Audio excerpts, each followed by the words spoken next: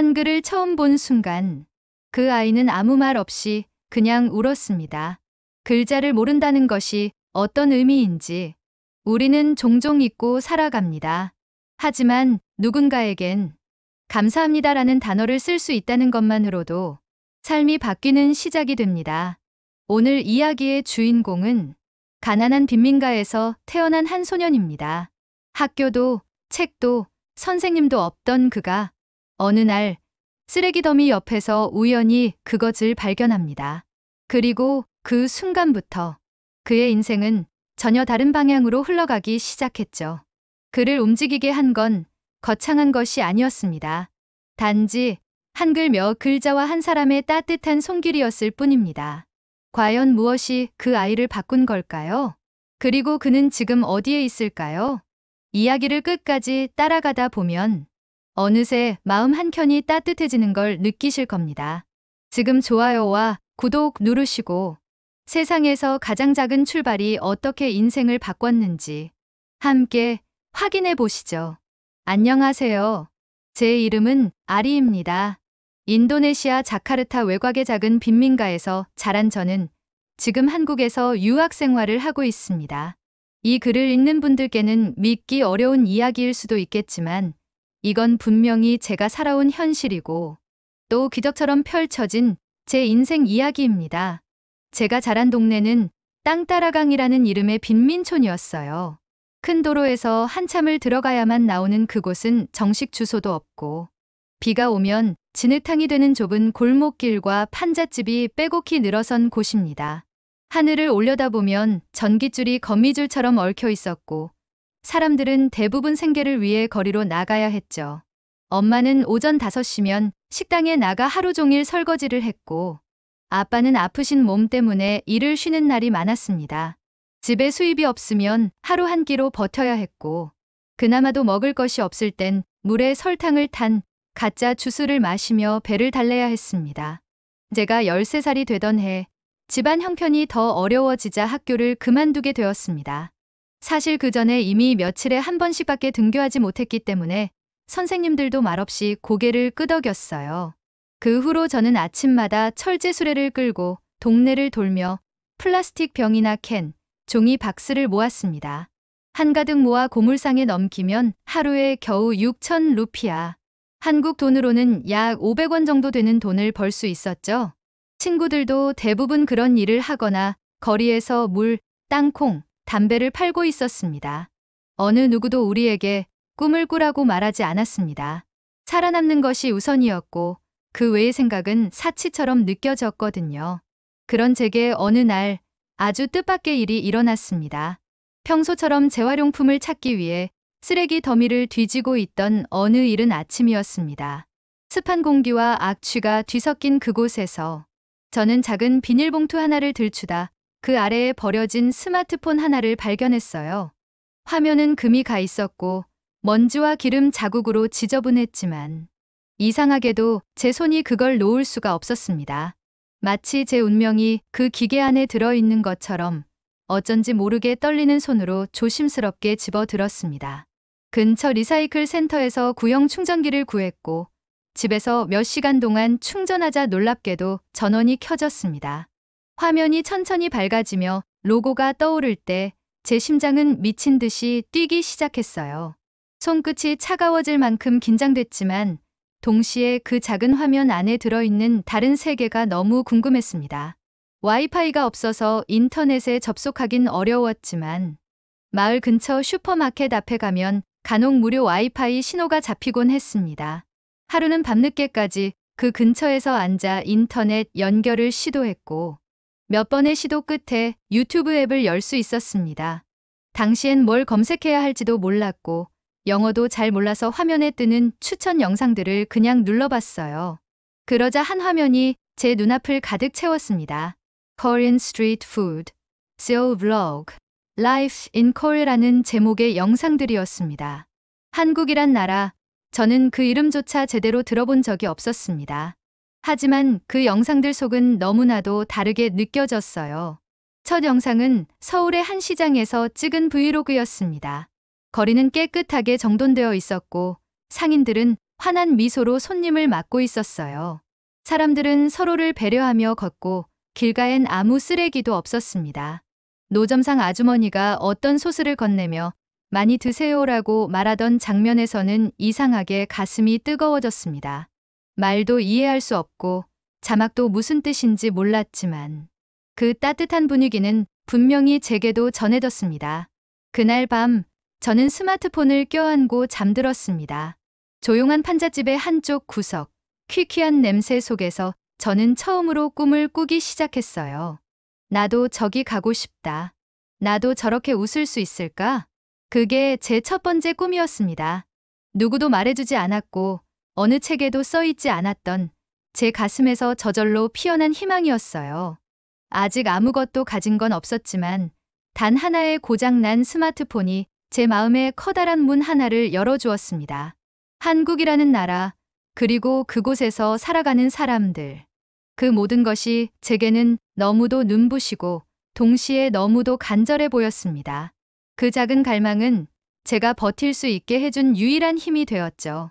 그날 이후 저는 매일 밤마다 공터로 향했습니다. 낮에는 동네를 돌며 재활용품을 줍고 밤이면 스마트폰을 손에 들고 어두운 골목에 앉았습니다. 바닥은 젖어 있었고 때로는 쥐가 발 옆을 지나가기도 했지만 저는 이상하게도 그 시간이 기다려졌어요. 그 화면 안에 다른 세계는 저에게 하루를 견디게 해주는 유일한 빛이었습니다. 비가 오는 날이면 우산 대신 쓰던 플라스틱 조각 밑에서 스마트폰을 꺼내 영상을 재생했습니다. 배터리는 금방 닳아버렸고 와이파이 신호도 약해서 버퍼링이 자주 걸렸지만 저는 조급해하지 않았습니다.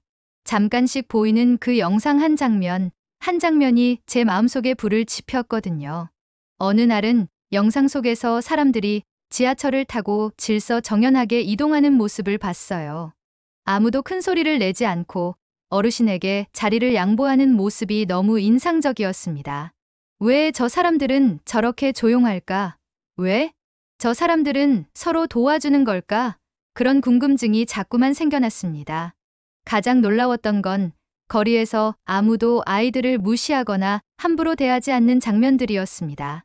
제게 있어 거리란 늘 두려움이 가득한 곳이었어요. 무서운 어른들, 욕설, 술에 취한 행인들. 하지만 그 영상 속 한국은 마치 다른 행성처럼 느껴졌습니다. 저도 저곳에 서 있고 싶다고, 저 거리에서 걷고 싶다고 진심으로 느꼈습니다. 스마트폰으로 영상을 보며 따라 읽기 시작한 단어는 안녕하세요였습니다. 무슨 뜻인지는 몰랐지만 화면 속 사람들 대부분이 이 말을 먼저 했고 그 말에는 이상하게 따뜻한 기운이 느껴졌어요. 저는 노트에다가 응, 아, 노, 노여, 응, 흐, 아, 샤의 응요라는 글자를 베껴 쓰며 그 소리를 소리내어 따라 말해보았습니다. 안녕하세요? 말을 따라 하다 보니 마음 한쪽이 간질간질하면서 이상하게 기분이 좋아졌습니다. 제가 그 사람들과 연결된 듯한 기분이었어요. 주변에서는 웃기는 장면이라고 비웃었고 친구들 중엔 야, 넌 동양인도 아니잖아. 한국어 배워서 뭐 해? 라고 말한 아이도 있었어요. 하지만 그때마다 저는 속으로 다짐했습니다. 언젠가는 저도 저 사람들처럼 웃을 수 있을 거예요. 제 얼굴도 저 화면 속에 비춰질 수 있을 거예요. 어느 누구도 제게 기대를 하지 않았고 누구도 도와줄 생각이 없었지만 저는 오히려 그런 상황이 제게 더 큰 동기를 주었다고 생각합니다. 너는 안 될 거야 라는 말을 들을수록 저는 더 강하게 그렇다면 꼭 해보겠다는 마음을 품었습니다. 그때는 몰랐어요. 제 이 작은 다짐 하나가 앞으로 어떤 사람을 만나게 될지, 어떤 기회를 가져다 줄지. 하지만 분명한 건 제 인생에서 가장 어두운 시절이 결국 가장 강한 빛을 품은 시간이었다는 사실입니다. 그리고 그 빛은 바로 그 고장난 스마트폰에서 시작된 것이었죠. 그날 이후로 저는 누가 시키지도 않았는데 마치 정해진 길을 따라 걷는 사람처럼 매일 밤 스마트폰 화면 속 한국을 들여다봤습니다. 공터에 앉아 영상 하나를 열고 멍하니 바라보다가 어느 날 문득 생각했어요. 이 사람들은 도대체 뭐라고 말하는 걸까? 처음엔 말소리만 들리다가 점점 그 소리 하나하나가 제 귀에 남기 시작했습니다. 단순한 호기심이었지만 그 호기심이 저를 멈추지 못하게 만들었어요. 하루는 영상 속 여자분이 음식을 먹으며 맛있어요라고 말하는 걸 들었는데 그 말이 너무 귀에 감기더라고요. 저는 무작정 맛있어요를 따라 말해봤습니다. 발음은 이상했겠지만 그 말이 입에서 나오는 순간 너무 기분이 좋았습니다. 마치 저도 그 세계의 일부가 된 것처럼요. 그 후로 저는 노트를 꺼내 들었습니다. 친구가 버린 공책을 주워 깨끗한 쪽만 오려 묶은 노트였죠. 거기에 영상 속 간판을 따라 쓰기 시작했습니다. 김밥 천국, 서울역, 한강공원. 무슨 뜻인지 몰라도 그 글자들이 너무 예쁘게 느껴졌습니다. 자음과 모음이 모여 만들어지는 구조도 신기했고 무엇보다 제가 뭔가를 배우고 있다는 감각이 저를 살아있게 만들었습니다. 한글을 제대로 배우고 싶다는 생각이 들었고 저는 근처 중고책방에 가서 먼지가 수북이 쌓인 외국인을 위한 한글 입문서를 하나 골랐습니다. 책값은 제가 4일 동안 모은 고물값 전부였어요. 집에 와서 몰래 책을 펼쳤는데 안에 있는 단어 하나하나가 보석처럼 느껴졌습니다. 가, 나, 다를 한 장씩 써내려가며 저는 혼잣말로 읽고 또 읽었습니다. 그런데 주변 사람들의 반응은 싸늘했어요. 넌 한국 사람이 아니잖아. 한글 배워서 뭐 하려고? 그런다고 한국에 갈 수 있어? 꿈 깨라. 라며 제 노력을 비웃기 일쑤였습니다. 심지어 가장 친한 친구였던 누르마저도 아리, 넌 너무 멀리 보고 있어. 현실을 봐야지. 라고 말하더라고요. 하지만 저는 그 조롱 속에서도 마음 한편에서 단단해지는 걸 느꼈습니다. 누가 나한테 알려주기만 한다면 나도 정말 잘할 수 있는데 그런 생각이 자꾸만 들었습니다. 배우고 싶은 마음은 너무 컸지만 가르쳐줄 사람은 어디에도 없었기에 때로는 벽에 머리를 박고 싶을 만큼 절망스럽기도 했어요. 그러던 어느 일요일 오후였습니다. 동네에 있는 무료급식소에서 식사를 마친 뒤 저는 구석에 앉아 책을 읽고 있었어요. 평소처럼 쓰레기를 뒤지다 얻은 다른 교재였죠. 그때 제 앞에 낯선 얼굴의 한 남자가 앉으셨습니다. 검은 머리에 깨끗한 셔츠, 그리고 다정한 검은 눈빛을 가진 분이셨죠. 작은 나무 탁자 위에 따뜻한 국밥을 놓고 조심스럽게 말씀하셨습니다. 이거 한글 책이에요? 저는 깜짝 놀라 얼른 책을 숨기려 했지만 그분은 웃으며 손짓으로 말렸습니다. 괜찮아요. 저 한국에서 온 박 선생이에요. 이 동네에서 자원봉사 중이에요. 순간 가슴이 두근거리기 시작했습니다. 마치 제 앞에 제 삶을 바꿀 무언가가 나타난 느낌이었거든요. 망설이다가 저는 입술을 달달 떨며 말했습니다. 저 한국어 배우고 싶어요. 아무도 안 가르쳐줘요. 근데 저 정말 배우고 싶어요. 그분은 놀란 표정을 지으시다가 이내 미소를 지으셨습니다. 그래요. 그럼 우리 같이 해봐요. 어렵지 않아요. 내가 도와줄게요. 그날 이후로 매주 일요일이면 박 선생님께서 노트북과 한국어 교재를 들고 공터로 오셨습니다. 양철 의자에 앉아 같이 자음과 모음을 배우고 간단한 문장들을 읽기 시작했죠. 선생님은 언제나 잘했어요. 대단한데요? 라고 칭찬해 주셨고 그 말 한마디가 제겐 세상을 다 가진 기분을 안겨주었습니다. 어느 날은 영상 속 자막이 조금씩 읽히기 시작했습니다. 감사합니다. 어서 오세요 같은 단어들이 눈에 들어오자 저는 감동해서 눈물이 났습니다. 그 길거리에서 혼자 울고 있는 저를 보고 박 선생님은 제 어깨를 가볍게 두드리며 말했어요. 아리, 이제 진짜 시작이네요. 그때 저는 확실히 믿었습니다. 나도 할 수 있다. 누군가 알려주기만 하면 나는 끝까지 해낼 수 있다는 걸요. 한국어를 배우면서 저는 제 자신을 조금씩 사랑하게 되었고 제 삶을 바꿀 수 있다는 희망을 품기 시작했습니다. 그리고 그 희망은 점점 더 커져만 갔습니다. 처음엔 믿기지 않았습니다. 매주 일요일이면 정말로 박 선생님이 나타나셨어요. 낡은 노트북, 플라스틱 케이스에 끼운 연필 몇 자루, 그리고 한글 초급 교재를 품에 안고요. 사람들은 처음엔 이상하게 쳐다봤습니다. 왜 저 잘 사는 외국인이 아리 같은 애를 만나지 라는 시선이었죠. 일부 어른들은 이상한 놈 아니냐며 경계하기도 했지만 선생님은 묵묵히 저와 자리를 지키셨어요. 공터 한가운데 부서진 벤치와 낡은 상자를 테이블 삼아 수업이 시작됐습니다. 아리는 오늘 기억부터 희읍까지 써볼 거예요. 박 선생님은 마치 학교 선생님처럼 말씀하셨습니다. 손글씨가 참 단정했어요. 그걸 보고 저는 한 글자 힘줘 따라 썼습니다. 글씨는 삐뚤빼뚤했지만 그걸 보며 선생님은 꼭 이렇게 말해주셨죠. 정말 잘하고 있어요. 이 속도로 가면 곧 읽고 말할 수 있을 거예요. 제가 한글로 감사합니다를 처음 썼을 때 선생님은 박수를 치셨어요.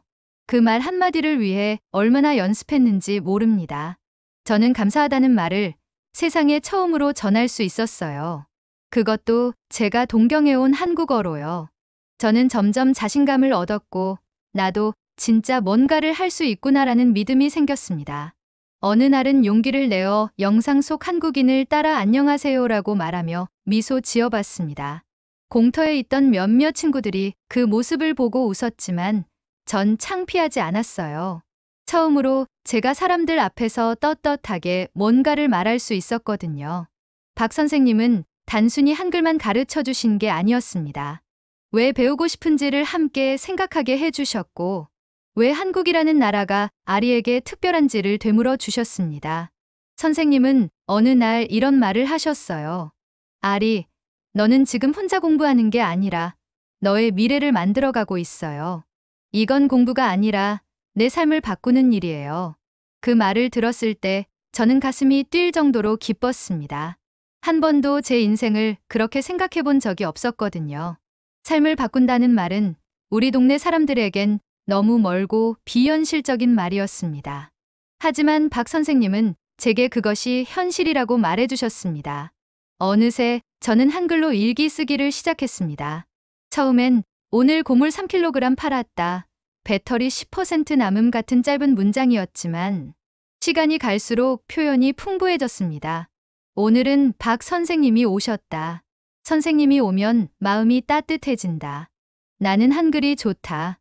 이런 문장을 썼을 때는 제 자신이 너무나 자랑스러웠습니다. 그리고 어느 날 밤 저는 스마트폰을 들고 한글로 된 유튜브 자막을 완전히 읽을 수 있게 되었습니다.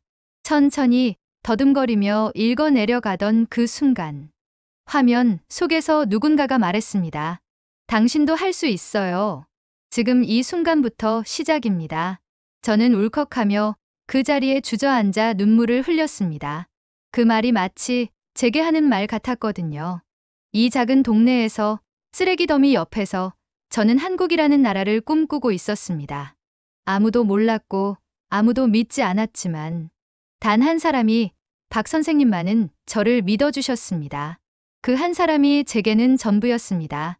누가 알려주기만 한다면 나는 정말 해낼 수 있는데 라는 간절한 바람이 드디어 현실이 되어가고 있었습니다. 박 선생님과의 일요일 수업은 어느새 제 인생의 중심이 되어 있었습니다. 하루하루가 그날을 기준으로 나뉘었고 한글을 공부하며 웃을 수 있는 시간이 많아질수록 세상이 조금씩 따뜻해 보였어요. 저는 일주일 내내 열심히 준비한 질문과 숙제를 노트에 적고 선생님이 오시는 시간보다 30분은 일찍 공터에 나와 기다리곤 했습니다. 하지만 어느 날 이상하게도 선생님은 오시지 않았습니다. 시계도 스마트폰 배터리도 없었기에 정확한 시간을 알 수는 없었지만 해가 산등성이에 걸릴 때까지 기다려도 그분은 보이지 않았어요. 갑자기 배속이 싸하게 비어가는 느낌이 들었습니다. 누가 제 몸 한가운데서 뭔가를 쑥 빼낸 것처럼요. 혹시 어디 편찮으신 걸까? 길을 못 찾으셨나?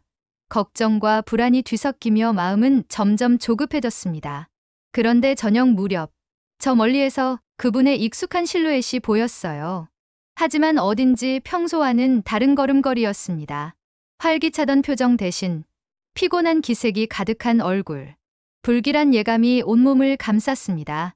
선생님은 조용히 제 앞에 앉아 한참을 침묵하셨습니다.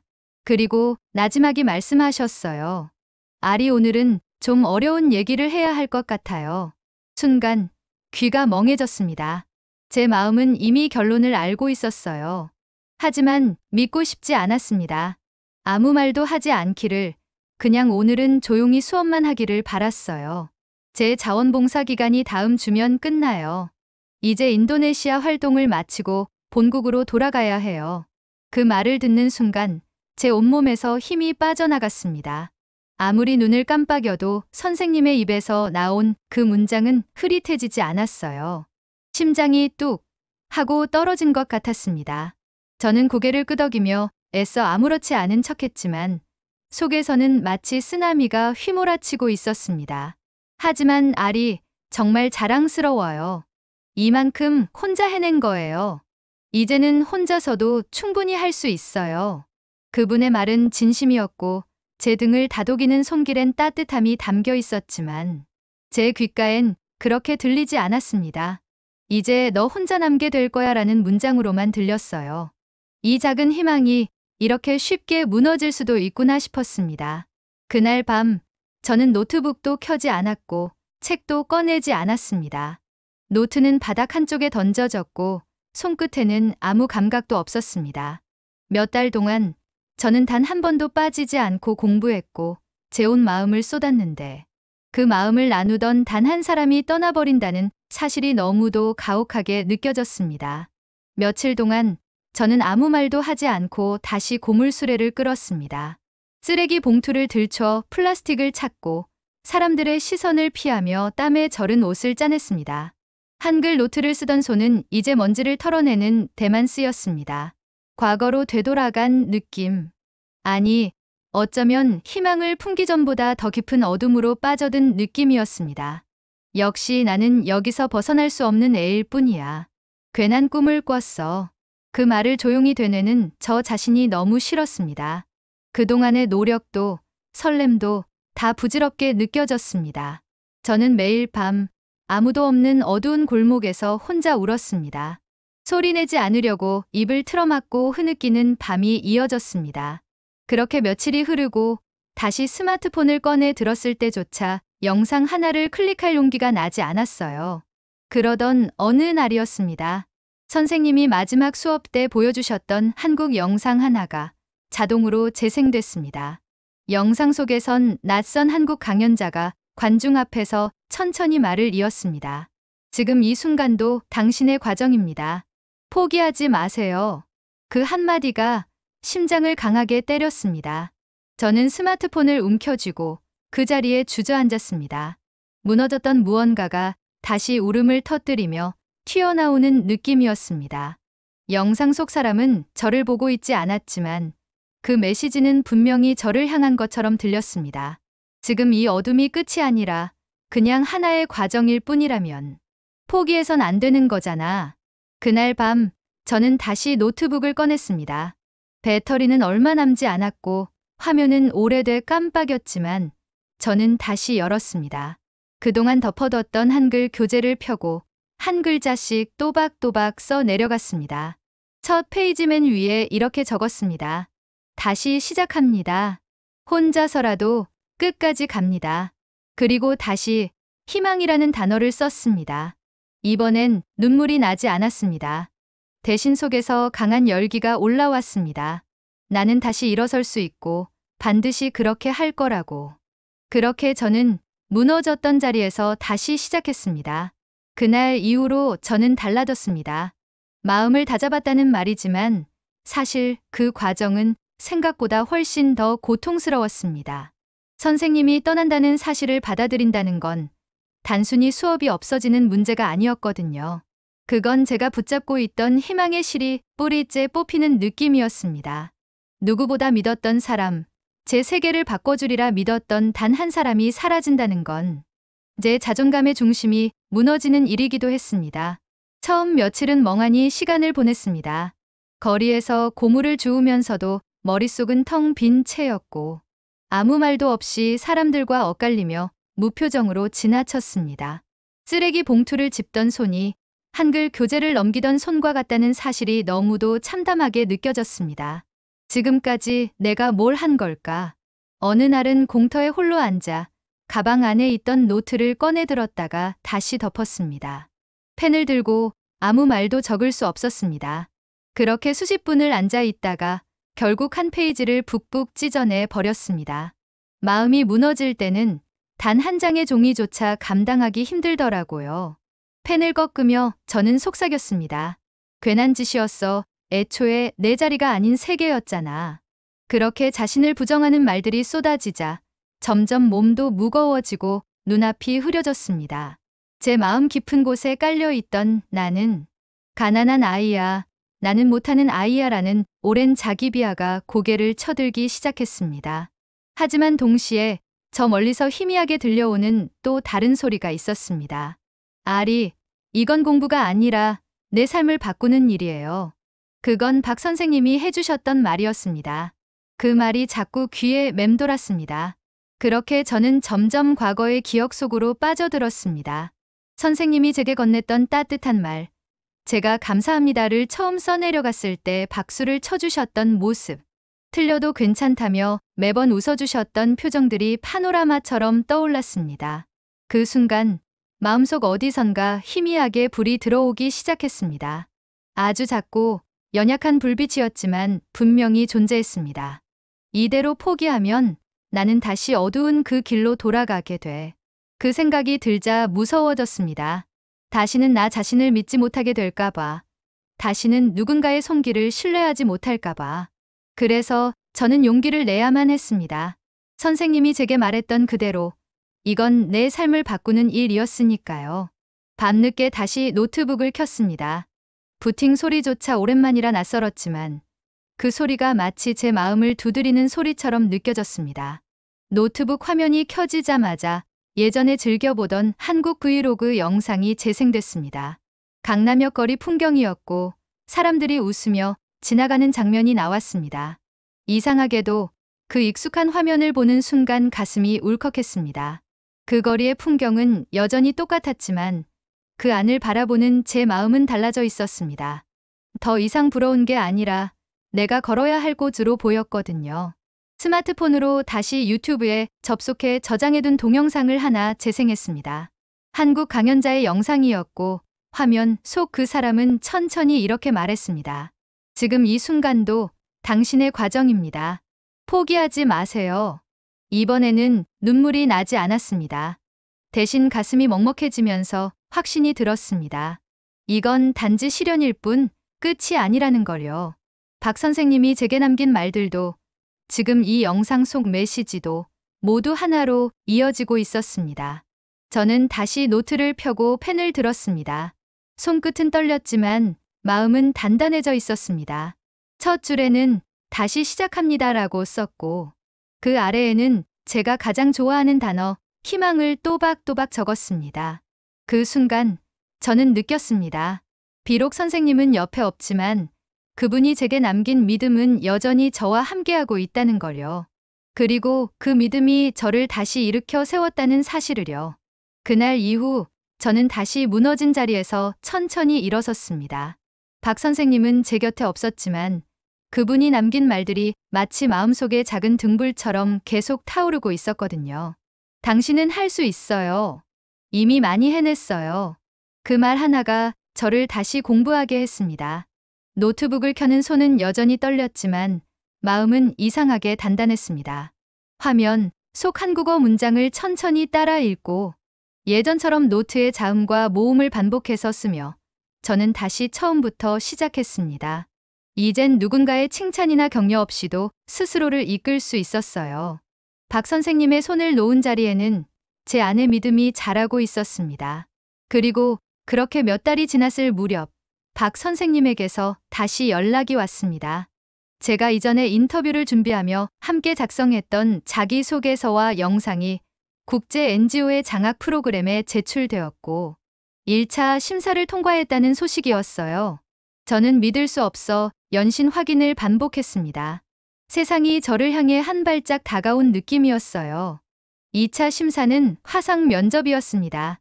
한글로 진행된 인터뷰였고 면접관들은 제 이야기에 귀 기울여 주셨습니다. 떨리는 목소리로 저는 말했습니다. 제가 처음 한국을 알게 된 건 쓰레기 더미에서 주운 고장 난 스마트폰 덕분이었습니다. 말도 모르고 글자도 몰랐지만 그 화면 속 사람들은 따뜻했고 질서가 있었고 존중이 있었습니다. 저는 그 안에 들어가고 싶었어요. 그리고 지금 저는 그 문 앞에 서 있다고 믿습니다. 며칠 뒤 저는 최종 합격 통보를 받았습니다. 이메일 제목은 단순했지만 그 안에 담긴 의미는 제 인생 전체를 바꾸는 것이었어요.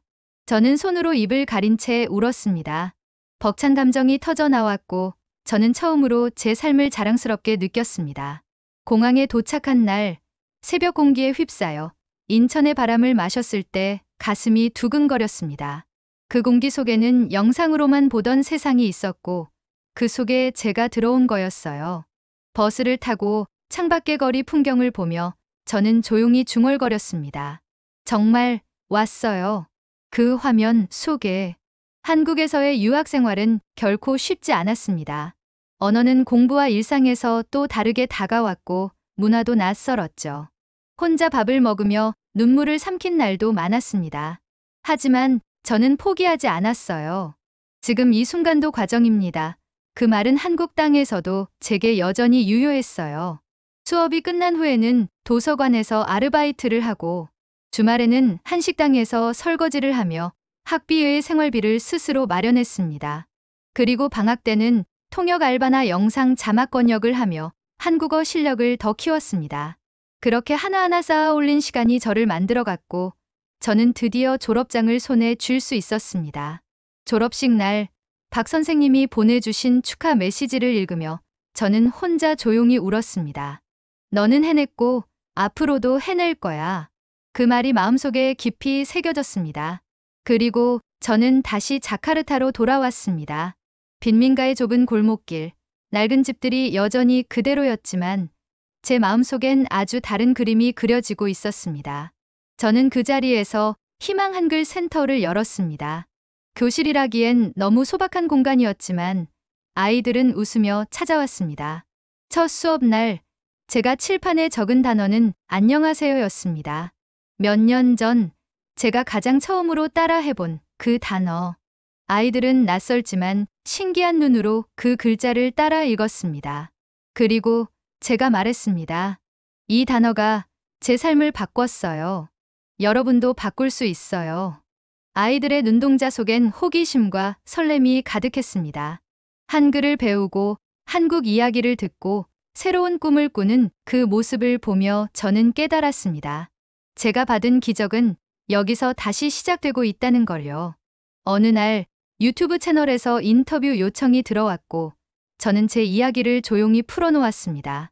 고물수레를 끌던 소년이 어떻게 한국어를 배우고 장학생이 되어 한국에 갔으며 다시 돌아와 아이들에게 희망을 전하는 사람이 되었는지를요. 카메라 앞에서 저는 이렇게 말했습니다.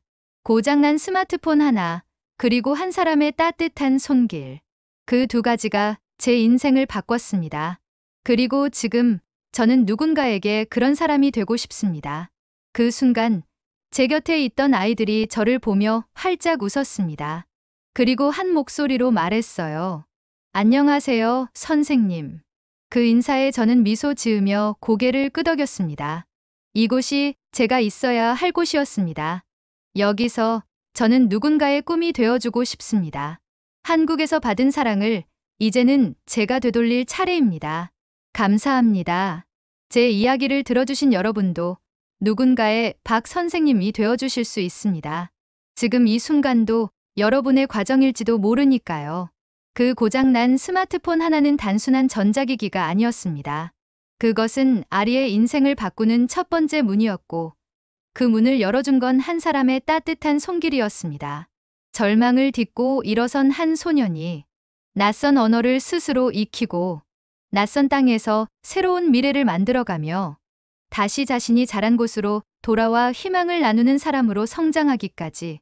이 이야기는 단지 한 사람의 기적이 아니라 오늘도 꿈을 꾸는 모든 이들에게 전하는 메시지입니다.